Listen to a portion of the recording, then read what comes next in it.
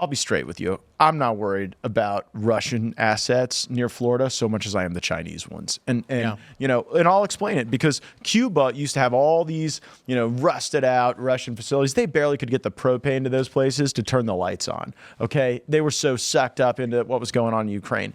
And then over the last several years, we have seen the Chinese go in with a leveraged buyout of Russian assets in Cuba, and you're seeing new antennas, you're seeing new intel, you're seeing new crews with new manning structures, and that is a Chinese, you know, stationary aircraft carrier 90 miles off my home state. That worries me less than like some Russian vessels sort of wandering by the Florida coast. Worries you more or less? I'm sorry. The Chinese and Cuba worry me more. I just got an idea real quick, just totally, because I pulled up this photo for the previous segment where all of these illegal immigrants are wearing shirts that say Biden, please. Can you pull this up, Serge? Biden, please let us in. And they have their heads down. They're acting sad. I just got an idea. Here's what I'm going to do. I'm going to buy a bunch of properties in like New York, Chicago, and LA. And then I'm going to rent them out at great rates to young liberal college kids. And then after a few months, I'm going to let them know that I've decided to let a bunch of illegal immigrants stay in their apartment free of charge. And they're going to have to take care of them. It's on them, but they're good people, so they'll accept it. And then we'll see what their politics turn into. Is this also a reality TV show, or they're hidden cameras? Oh, yeah. Ladies and gentlemen of the jury, Mr. Poole did not actively engage in human trafficking in this experiment. Sounds like you're attempting to inoculate their psyche. I'd let them in. And it'll only be the illegal immigrants who have been. Wait, hold on. You think them doing something wrong and then charging somebody else for it is something this crew wouldn't do? Dude, I am not seriously considering renting out properties and putting. But my point is, these people who come to the border and they say, "Biden, please let me in." It's like, bro, he's not the boss of us. Like, we live here too. You're not asking Biden. You're basically saying, "Hey, Biden, stab the American people in the back for me." By the way, this is not happening in Florida. This is happening in New York. This is happening in Chicago. And there's a little bit of, you all wanted these sanctuary policies. You elected leaders who gave you these sanctuary policies. Here's your fucking sanctuary. Yes, but it's affecting us politically. They are giving Democrats free congressional seats, and they're giving them free electoral college votes. And then it's weighted against the American people when it comes to how we run our country. Yeah, well, that's why I think the Trump administration made a mistake in the last go around by not being pretty tough on the census accounting for citizenship they as a lost distinct feature. Yeah, but that doesn't require some new law. I Right. think we've got the ability administratively to make that change. Why couldn't the Trump administration get that done? It seems critical to me. I think at the very beginning, you had people running, that decision process that were afraid of criticism. Like a staffing error, you're saying? Or I think these were senior officials. That's interesting. It turned me off at the very beginning, but I was treating it more like asking me what my religion was or my medical history. I was like, what? Who has the right? Now, in retrospect, I should have supported it more. I don't know. Isn't it kind of like a count of the people in our country? It seems legit to ask. Doesn't it matter how many citizens are here? If you're a citizen. Yeah. So do you think that this is something that there's another way to correct for, or do you think the unknown headcount of how many illegal people are in this country illegally will kind of go on? You don't get another census till 2030. Exactly. So you get Trump in, you change this policy, and you're on better footing for the next census. That's the solution. But that would come 2 years into an administration after that. Is there how many safeguards? We gotta be ready to run the baton race. Oh, well, this is actually a really, really interesting tactic for a landlord who's trying to evict their young hippie tenants. Just invite a bunch of illegal immigrants to live there, and then they'll be put between a rock and a hard place of, do I complain to my friends that my landlord is putting refugees in my house and then become shunned and ostracized for being far right, or do I just leave? But then what do you do with the illegal immigrants who are living in your building? No, they leave right away. I don't know that they would. Yeah. Why? Because the deal you offer them is like, hey, I'm going to let you stay here for a week, and say, okay. Oh, so you think desperate people will honor the righteousness of your deal? See, Matt, that's the best part. They won't go to the police because they're scared of being deported. In this country now? I'm kidding. Yeah. Because you mentioned Florida. I'm not actually suggesting you rent properties out to young people and then move. I'm making a thought experiment point that It's only fun if we get to probe your thought experiment. Tim is trolling us live. The point is they would never accept it. That hippie, liberal, young people, lefty, pro illegal immigration would go far right on a dime. Oh, look, you see those pro-Hamas protests going around everywhere? I mean, those seem like some pretty sunshine revolutionaries to me.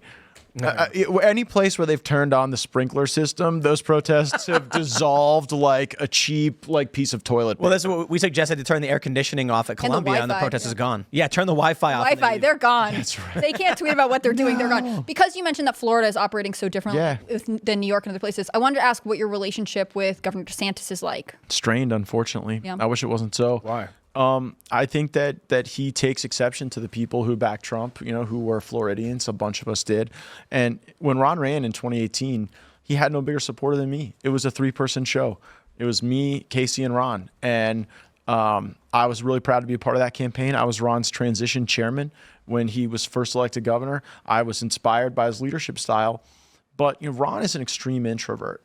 And I knew that would be on display in a presidential contest in a way that it might not have been during a governor contest. And I don't think that makes him a bad person. I work with people who are introverts and who are really great leaders and effective. But when you run for president, you have to look like you're enjoying doing it. And when you saw an energy with Vivek, you always see it with Trump, where he's having the best time, handing out pizzas, telling stories. And Ron sort of always looked eager for the event to conclude. And that was not unpredictable, but I wish him well. I'm a cheerleader for the policies that he's put in place. Ron DeSantis has single-handedly enacted what we've been trying to do in Florida for the last 15 years, and we're going to be a better state for it. But I can't say we have a strong personal connection anymore. Who do you think is next in line for the governorship? I don't know. It's a long time away, and it depends on how it goes in 2024, and I think it also. It also is just a feature of the rightward move of our state. I mean, when I came up in Florida politics, we had 200,000 less Republicans than we had Democrats. We have 1 million more Republicans than we have Democrats. We look more like Arkansas than we do Florida in the 2000s, which is kind of where people think about us politically. So I think we're going to continue to have unified Republican control. I think that we need a strong, bold conservative leader in the mold of Governor DeSantis. Because it's not just that. That's the easy one because you're from Florida. But then there's also the heir to MAGA, as it were. Like after Trump, 2028. I mean, who's going to be lining up? No, I just am glad that that's the discussion we're having, because success has many fathers and failure is an orphan. And we were here making the case about Trump being uniquely positioned to continue leading this movement at a time when people were saying, well, he's sort of done his part. What's next? What's the new flavor that we're going to seize onto? And I think we understood the unique role that he had to continue to play. And that's where I am right now. I'm following President Trump.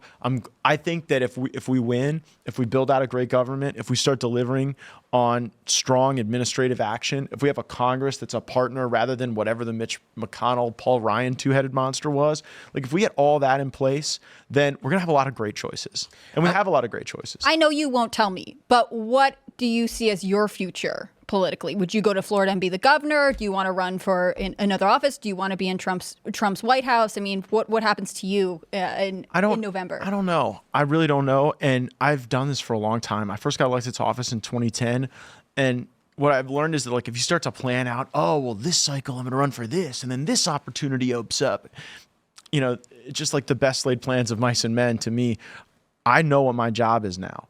We've got to get this Congress fixed. It cannot keep going like it is. If we keep making decisions the way we do with the corrupt influences we have, then we're going to lose the country.